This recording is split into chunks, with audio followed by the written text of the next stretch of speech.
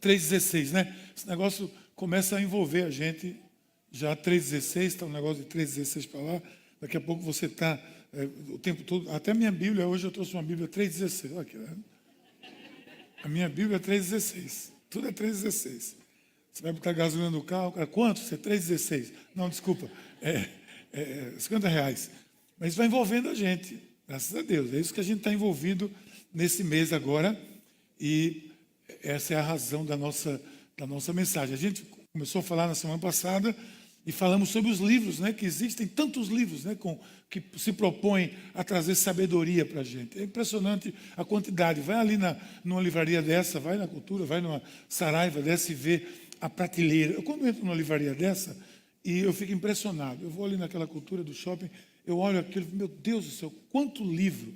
Aí você vai para o setor, chega no setor de autoajuda, essas literaturas, você vê a quantidade de livros que se propõem a trazer alguma ajuda para a gente. Alguns deles têm um bom conteúdo, até ajuda mesmo na caminhada da gente, e outros, com todo respeito, tem muita enganação.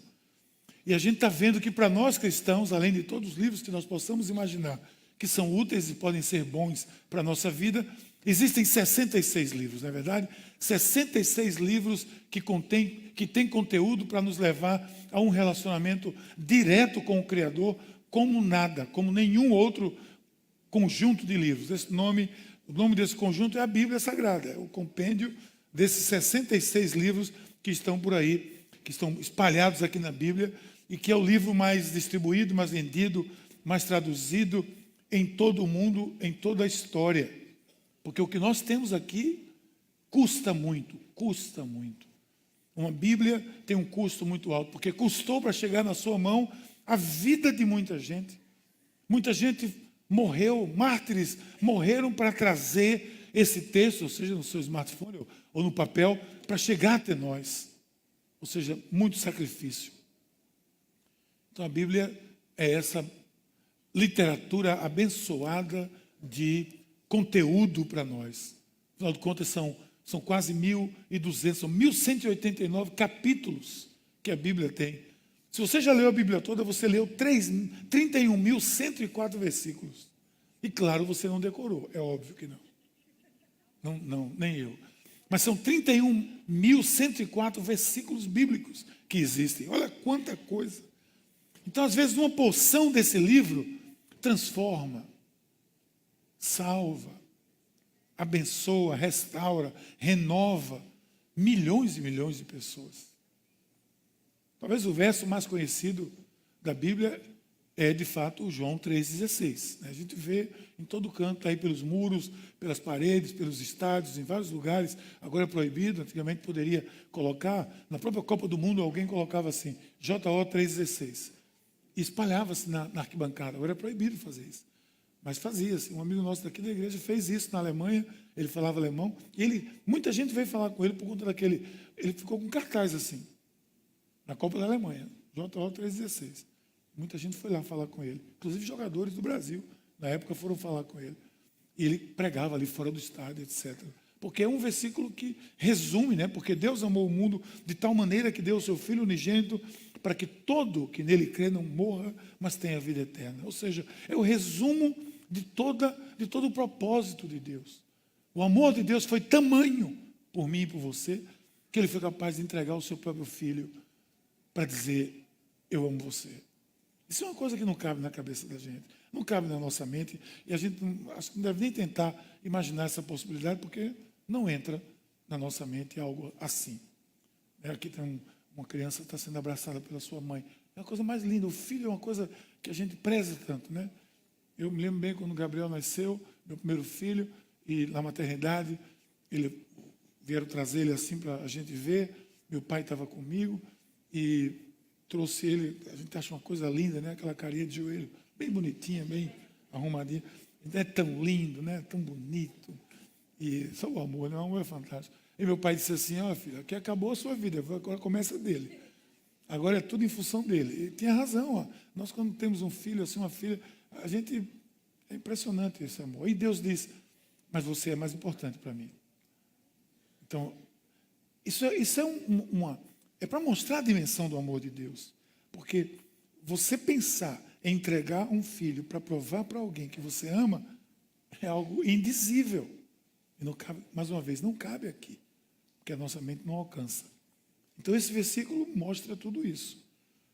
Mas dentro da Bíblia, nós temos ainda 55, 3,16, né? A gente contou. Não tem 66 porque tem livro que não tem 3 e tem 3 que não tem 16. Então, são 55, 3,16. Você escolhe o seu. Se for um por semana, você vai passar mais de um ano só lendo 3,16. Mas eu tenho pesquisado, eu tenho, assim, curiosamente, agora, depois que a gente resolveu ministrar sobre isso, porque, veja, essa decisão nossa foi baseada em, primeiro, que é o versículo que a gente grava mais, 3,16, João 3,16. E será que há outros 3,16? Aí fomos atrás. Claro que achamos muito, não daria nem para fazer uma série tão curta, foi uma dificuldade montar uma série. Mas são porções, versículo que, umas vezes, faz uma diferença impressionante na nossa vida quando a gente lê. A Bíblia e João 3,16 é aquilo que é o resumo do amor de Deus. Eu contei aqui, domingo passado, de manhã, sobre o sujeito que era muito maluco, uma figura que fumava aquele cigarro que é diferente dos que vendem aí na rua. Aquele que vende também na rua hoje, com mais facilidade até, mas que é baseado em outras coisas. Sabe qual é aquele? Pronto. E aí disse que o sujeito se converteu e ele foi num culto. Eu mesmo, na minha juventude, quando eu conhecia Cristo, a gente tinha uma reunião dia de sexta-feira que a gente chamava muitas figuras para essa reunião. Eu ainda, nos meus 19, meus 20 e poucos anos, 21 anos, eu, juntando com esse grupo de jovens ali, sofistas, boa viagem, a gente chamava as figuras, antes de ir para a reunião que a gente tinha toda sexta-feira, a gente passava num barzinho que tinha assim perto. E a gente conhecia todo mundo, então a gente entrava lá, fazia uma cena e tal, e saía convidando algumas pessoas, e alguns iam mesmo. A gente dizia, tem uma festa ali, uma reunião, vamos lá. E a gente não mentia, porque para a gente era uma festa mesmo. A gente ia para uma reunião, para uma festa. A festa de Deus, mas era uma festa. E também era uma reunião. Então o cara chegava lá, e às vezes chegava uma figura muito, assim, maluca e tal. Aí pegava, me lembro que um pegou a Bíblia, fez, rasgou a Bíblia assim. Ele pegou a Bíblia. E ele disse que esse sujeito ganhou uma Bíblia, e assim que ele ganhou a Bíblia, ele gostou do papel. Esse papel é bom. Ele guardou e começou a usar a Bíblia, ou seja, ele começou a fumar a Bíblia. Ele fumou o índice todinho, foi fumando aqui, ó, Pentateuco, Gênesis, Êxodo. Saiu fumando tudo. Foi uma produção de cigarro tremendo. Saiu fumando tudo isso. Entrou ali pelos profetas, saiu fumando os profetas. Passou por Malaquias, fumou o dízimo. Chegou no Novo Testamento, fumou Mateus, fumou Lucas, fumou Marcos. E ele foi se aproximando de João. E quando ele foi fumando João, fumou 1, 2. Quando chegou no 3, por acaso, ele foi ler algo em João 3 e caiu João 3,16. E ele leu. E entregou sua vida a Cristo. E salvou o resto. As cartas dele não foram.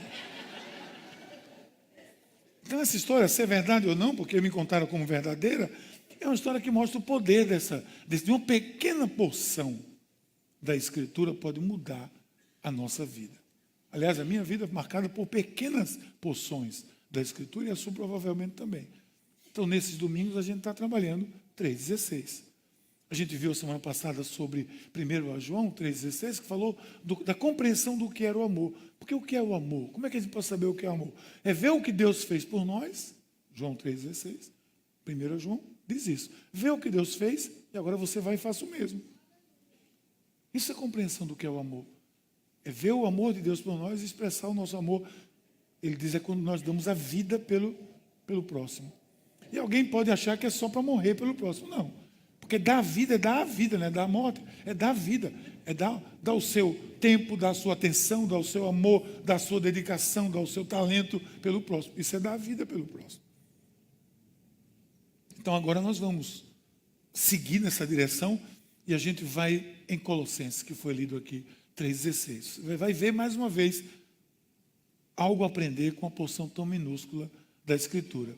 O texto vai dizer assim: habite ricamente em vocês a palavra de Cristo.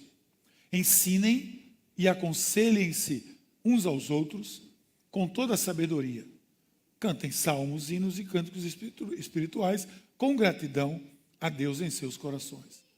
Esse verso vai mostrar como exercer a gratidão, como entender, como ser agradecido, como ser grato.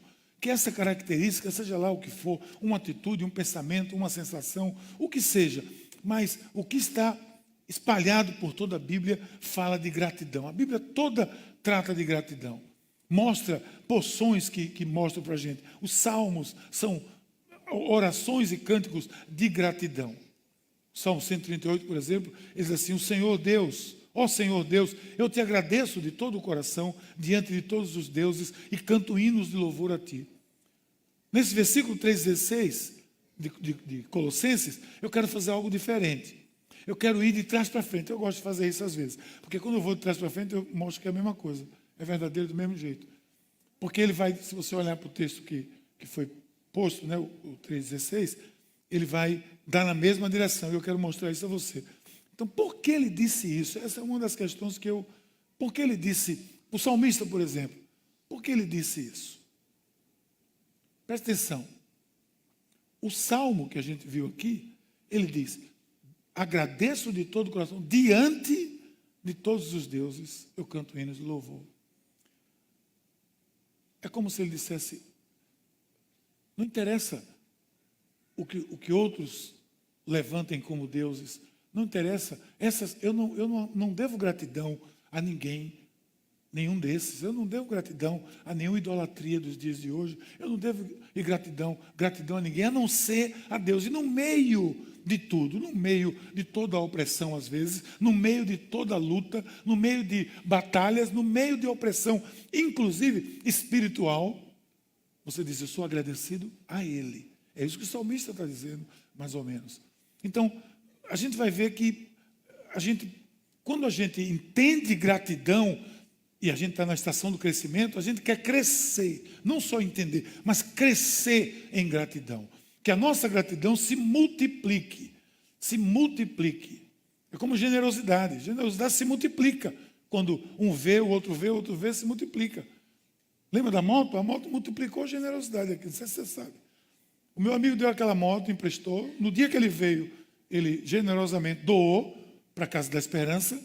E disse: eu disse, quanto vale? Ele disse: ó, tem uma pessoa querendo dar 3 mil, mas ela vale muito mais. Eu falei: bom. Aí foi.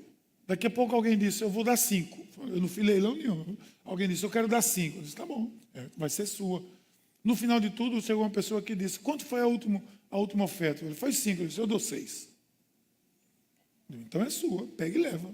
Bota gasolina, que não tem não. Aí ele disse: não. Faz o seguinte, eu quero doar de volta. Aí o senhor passa porque vendeu 5 e vai dar 11. Começou com 3, terminou em 11. Para a Casa da Esperança. Generosidade se multiplica. Gratidão se multiplica na nossa vida. E a gente precisa crescer nisso. Então, o que é que eu faço para crescer em gratidão? Baseado nesse simples versículo que a gente viu aqui. Eu observo aqui 2 ou 3 coisas importantes. Quer ver? Primeira coisa que eu observo é que, para crescer em gratidão, eu louvo a Deus de todo o meu coração.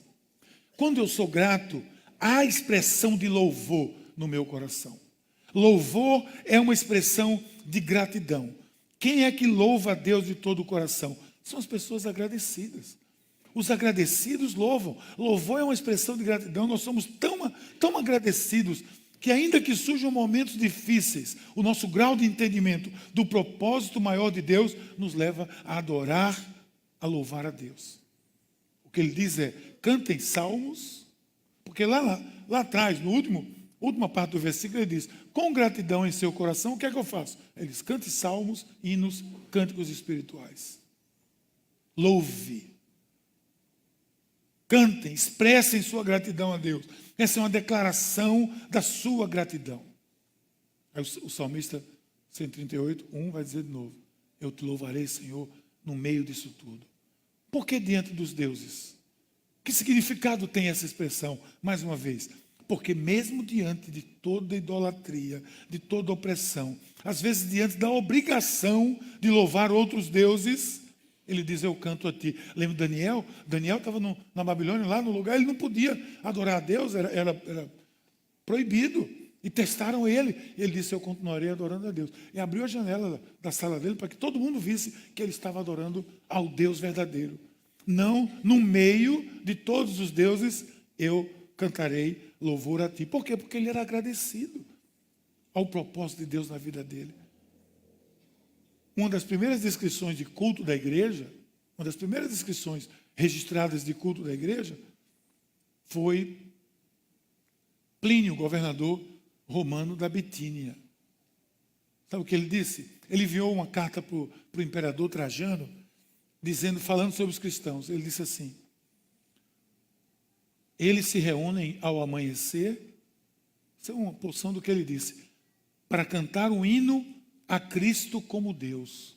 Olha o que é que o governador lá percebeu nos cristãos, que eles se reuniam para louvar a Deus. Nós nos reunimos para louvar a Deus. Nós louvamos a Deus de todas as formas. A gratidão da igreja sempre se elevou a Deus em forma de louvor. Em vários salmos, é o que Davi diz. Em meio aos meus inimigos, meus opressores, ameaças, eu canto a ti. Por que ele diz isso? Ele diz, pois eu sei de onde vem o meu socorro. O meu coração é grato a ti. Então, se você deseja, e deve desejar, assim como eu devo desejar, crescer em gratidão, a expressão de louvor deve estar estampada na minha face. Especialmente no meu coração. Sabe por quê? Porque você entende que ser grato não é apenas naquilo que eu quero ou que eu entendo, mas naquilo que Deus deseja e planeja para mim. E aí é um salto grande de diferença. Porque às vezes a gente quer ser grato, mas quer ser grato naquilo que eu quero. Mas o que está dizendo aqui é que nós somos gratos naquilo que Deus quer para nós. Nós somos agradecidos porque nós reconhecemos que Ele tem o melhor para mim e quando Ele faz, é o melhor. Eu sou agradecido pelo seu propósito na minha vida, pelo que Ele planeja para mim. Eu sou grato porque eu sei que todas as coisas, de alguma forma, contribuem para o meu bem. Às vezes não tem explicação. Não tem. E vocês sabem que se a gente não for sincero nisso, a coisa não funciona. Às vezes a gente não consegue explicar. E você questiona, e você diz, mas o porquê, né? Como é que isso está acontecendo? Paulo, quando estava em Atenas, numa certa situação, ele está vendo a idolatria de Atenas, uma loucura aquilo ali. Ele recebe o comunicado que, por onde ele passou, as igrejas estão florescendo. Onde ele plantou a semente, tem uma igreja florescendo. Pá, pá, pá. Aí é quando ele lança essa expressão, todas as coisas contribuem para o bem daqueles que amam a Deus. Eles, ainda que eu tenha vivido tanta loucura, tanta dificuldade, nesses lugares onde eu fui perseguido, massacrado, quase morto, tido como morto, jogado no precipício, onde eu vivi tudo aquilo, ele diz, as coisas contribuíram, as igrejas estão nascendo. O evangelho está sendo dissipado, está se espalhando, aliás. Se você pensar esses cânticos que nós cantamos aqui, pense em um deles. Veja quanta gratidão há nele. Analise as suas letras. Veja quanta gratidão há nele. Quanta gratidão você expressa quando você canta, louva ao Senhor. Por que é que a gente levanta a mão? Porque é a única coisa que a gente pode fazer. A gente não pode fazer muito mais do que isso. Não conseguiu voar ainda, não é verdade? Se a gente pudesse, a gente voava. Mas tem hora que a gente... E tem uns que... Parece que tem um foguetinho no pé que consegue mais alto. E dá até uns saltos. Por quê? Porque é uma expressão de gratidão nossa. É uma expressão, é a nossa linguagem corporal. A nossa linguagem corporal, às vezes, fala muito mais do que a nossa linguagem verbal. Nossa linguagem corporal mostra o quanto nós somos agradecidos pela maneira que a gente se expressa diante de Deus. Expresse isso. Deixa eu dizer aqui a você, assim, só entre nós e a todo mundo que está na internet. Expressa isso. Não se contenha, não. Porque eu quero perguntar assim, por que me conter? Por que eu devo me conter de expressar com a minha linguagem a minha gratidão a Deus? Eu não vejo nenhuma. Aliás, eu vejo, talvez seja um lugar comum, mas é verdade. Você vê pessoas que em coisas tão minúsculas, tão até sem sentido, expressam tanta gratidão. Eu sempre focalizo muito em torcedor. Né? Torcedor de time de futebol. Essa criatura incompreensível, que é um torcedor, especialmente quando não é do Náutico, assim, é uma coisa incompreensível. Porque às vezes a pessoa até condena alguém que tem uma expressão mais espontânea na igreja, né? Mas quando ele está lá no lugarzinho dele, lá torcendo por aqueles 22 milionários, ele parece que é um dos milionários. Né? Ele salta, pula, grita e acaba. Chora. Uma vez eu vi um programa no rádio, naquela época que o Santa Cruz foi para aquela série última, lembra? Aí o cara estava, o radialista estava consolando, vou abrir parênteses aqui, o radialista estava consolando o cara, mas fulano, eu estou triste, o cara chorando, o meu Santa,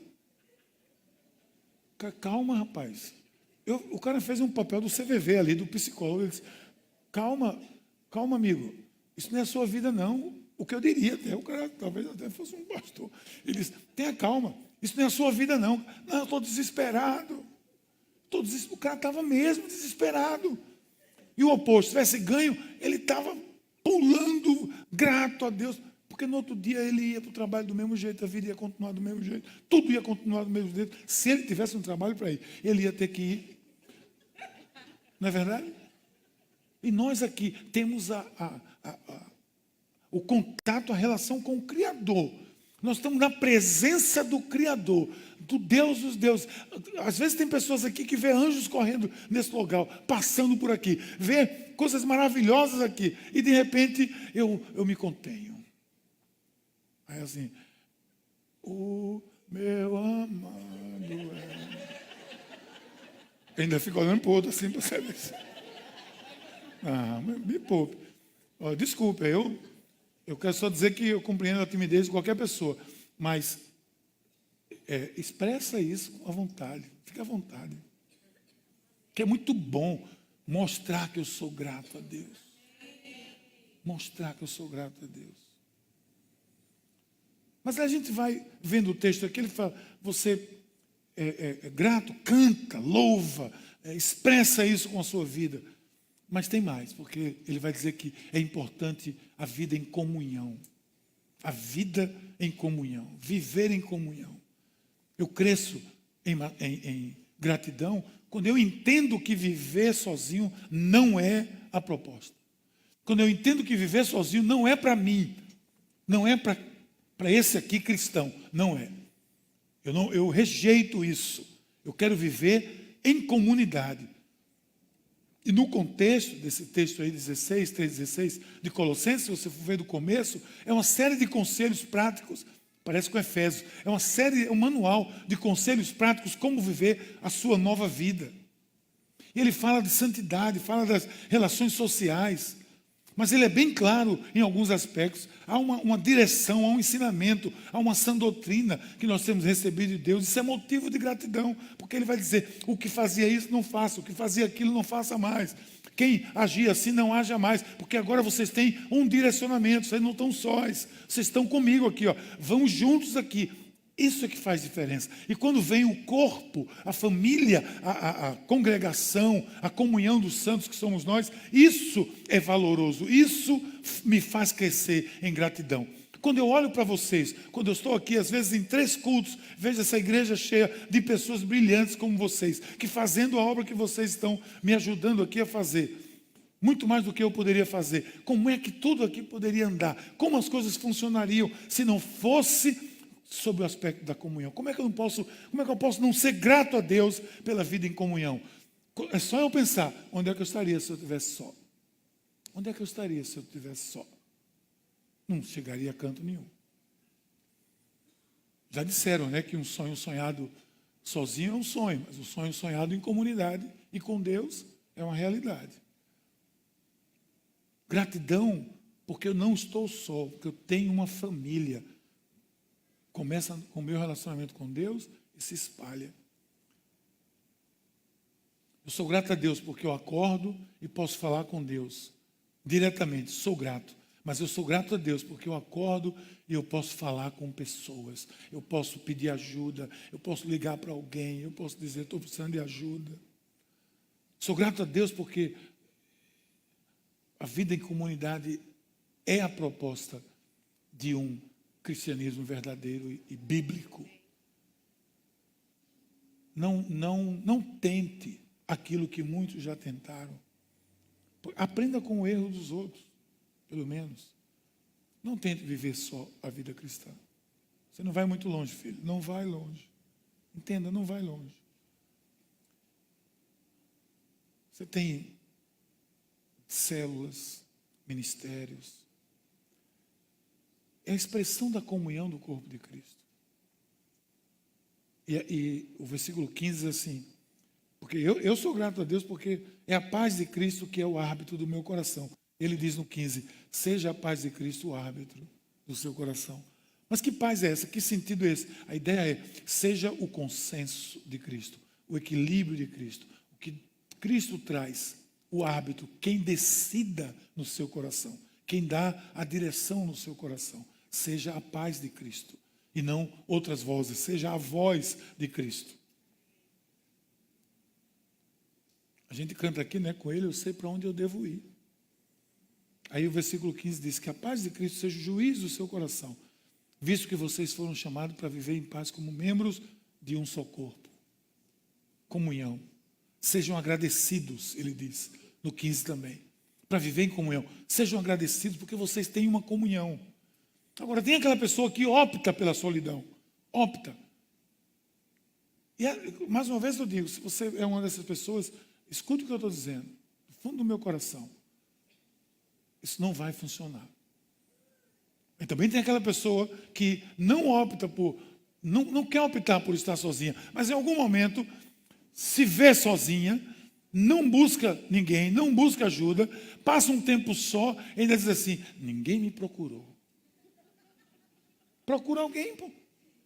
Procura, você não tem telefone não? Pega o meu aqui, liga para alguém e diz assim, ó, preciso de ajuda.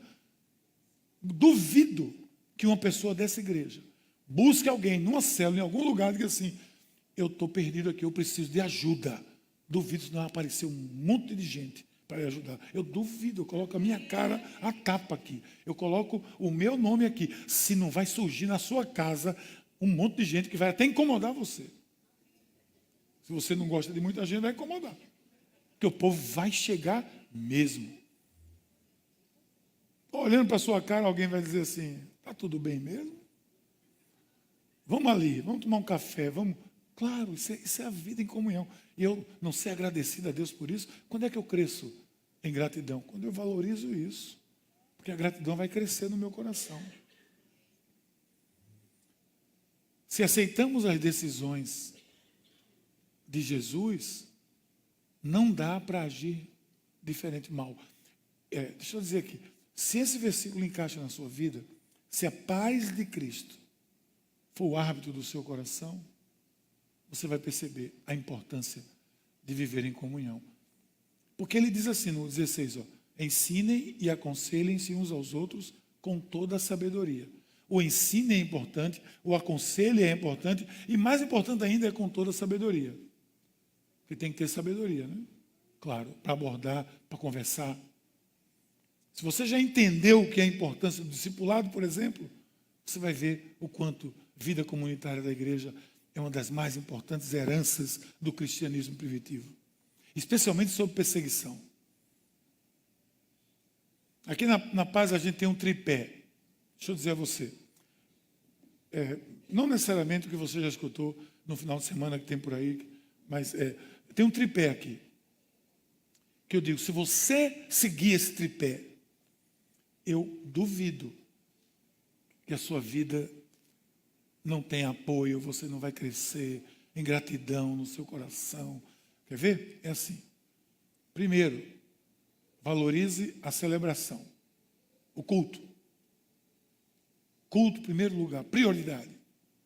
Porque tem jogo, prioridade. Porque tem Copa do Mundo, prioridade. Porque tem São João, prioridade. Prioridade, culto.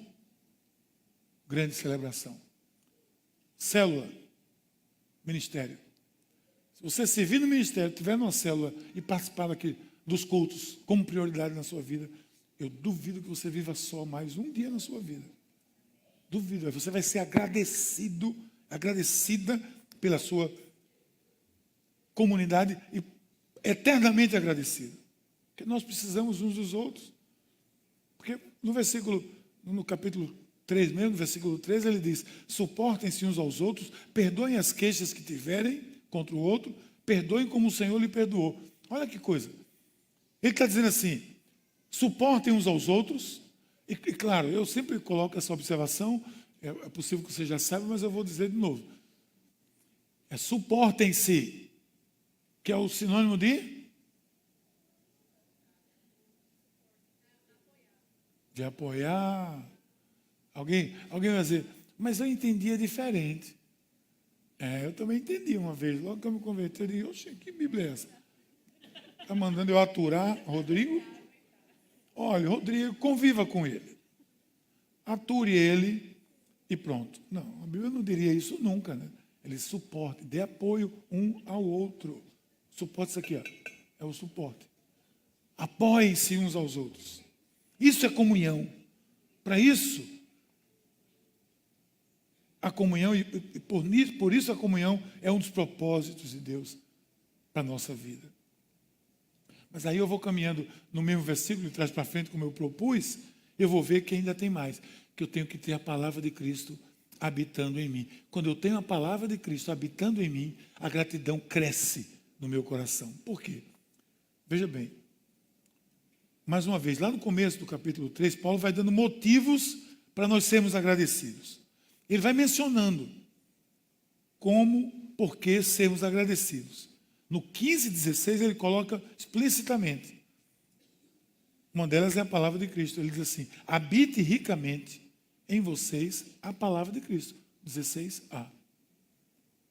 Então venha comigo, que eu quero levar você a compreender isso. Se você pegar do 3:1 em diante, ele vai dizer uma série de recomendações que estão aqui, que são recomendações óbvias, e, assim, claras e poderosas para a vida da gente. Ele vai dizer, por exemplo, ele vai dizer, se você ressuscitou com Cristo, então comece a buscar as coisas do alto. Comece a buscar as coisas de Deus, e nós que estão aqui, ou seja, foque em Deus. Depois ele diz, pense nas coisas do alto. Vocês morreram já, sua vida agora está com Cristo. Aí ele vai dizendo, faça morrer a vossa natureza terrena, prostituição, impureza, paixão lasciva, desejo maligno, avareza, que é a idolatria. Por essas coisas vem a ira de Deus. Ele vai continuar. Se livrem igualmente de tudo isso, indignação, maldade, maledicência, linguagem obscena do seu falar, não mintam um para o outro, etc, etc. Ele vai dizendo aqui, se livre disso. Quando você percebe que o conselho é importante, você vai percebendo, quando eu começo a viver, a tirar isso da minha vida, eu vou me preenchendo daquilo que ele fala são as coisas do alto, eu vou vendo a minha vida florescendo. Aí eu me torno agradecido.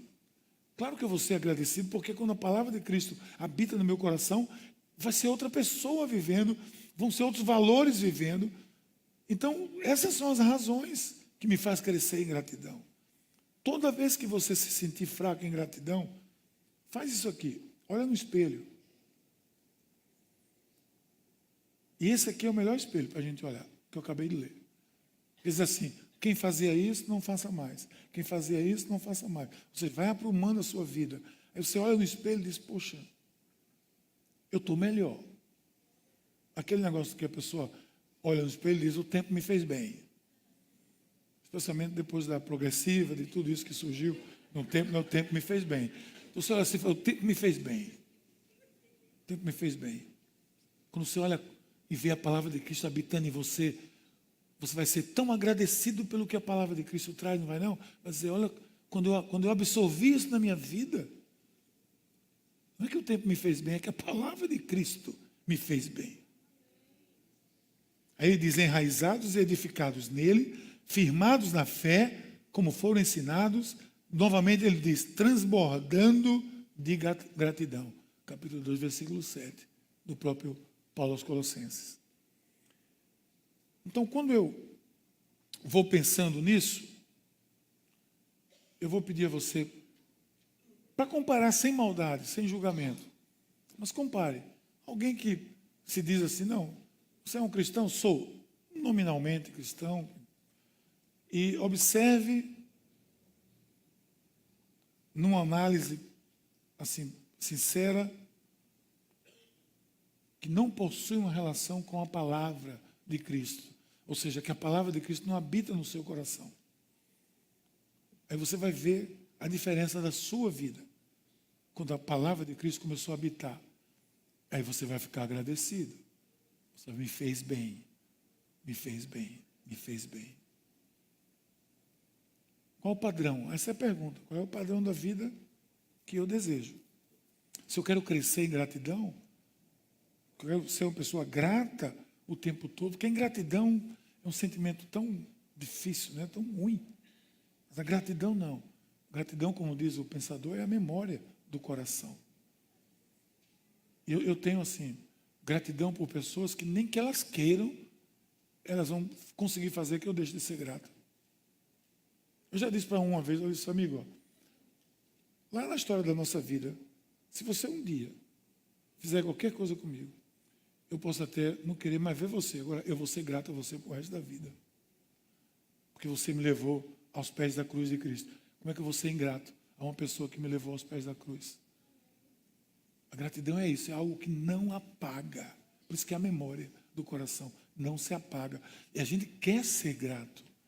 O coração agradecido a Deus é exatamente o coração que louva a Deus constantemente, que se expressa em louvor a Deus, que valoriza mais na presença de quem quer que seja, que valoriza a Cristo, a Deus. É agradecido, aquele que vive em comunhão, aquela que quer viver em comunhão, que opta por viver em comunhão, que vai ver quanto o valor da gratidão vai crescer na sua vida. E claro, que quando você perceber que do dia que a palavra de Cristo habitou na sua vida, você se olhou no espelho e disse, o tempo me fez bem. Não, a palavra me fez bem. A palavra de Cristo me fez bem. E eu sou agradecido a ela. Eu quero apenas encerrar dizendo que eu sou tão grato a Deus pela palavra que uma simples porção, 3,16, pode me trazer tanto ensinamento. Daí, eu espero que você também seja grato à palavra, porque você vê que tem 55, 3,16. Tem 1189 capítulos, 31, 1104 versículos que podem ensinar mais para as nossas vidas. Por enquanto, vamos ser agradecidos por ela. Em nome de Jesus, eu queria orar por você. Deus querido, muito obrigado pela tua palavra, Senhor, que chega até nós com tanta eficácia e com tanto poder. Por essa pequena porção que nos ensinou a crescermos em gratidão. Que esse crescimento seja verdade em nossa vida, para a honra e glória do teu nome. Amém.